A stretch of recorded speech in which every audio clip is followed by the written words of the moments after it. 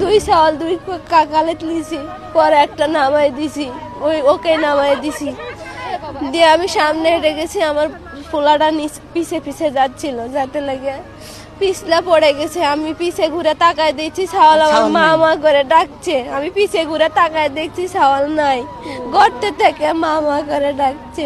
এখানে একটা আপনার এই ট্রলি বালকানি আসছিল, আসে ওই জন্য পুঁতে গেছি। আর মা আবার আসছিল সাইলেলিয়া ওটা ট্রলিটা ঠেলে দিতে দিয়ে আসে, দেখে তো একটা ছেলে খুলে নিয়ে যাচ্ছে, ট্রলিটা ওখানে বালকা নামা ফেলে দিছে।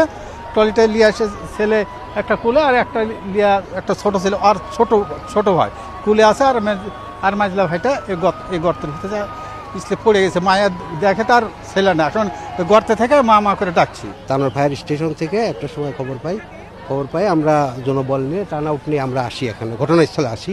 আসার পরে দেখি এই অবস্থা, গভীর একটা নলকূপে একটা ছোটো বাচ্চা পড়ে গেছে, আওয়াজ শোনা যাচ্ছে আর কি, কিন্তু এখনও উদ্ধার কার্যক্রমভাবে শুরু করা যায় নাই। চিকন গর্ত তো লোক ঢোকা যাচ্ছিল না, এই জন্য আমরা মোটামুটি আরও ওই ওসি সাহেবের সাথে কথা বলেছি, টিওনো স্যারের সাথে কথা বলছি। এক্সকাভেটর লাগলে সাইডে হয়তো গর্ত করে তারপর উদ্ধার করা যাবে। আমরা উদ্ধার কার্য এখনও শুরু করিনি।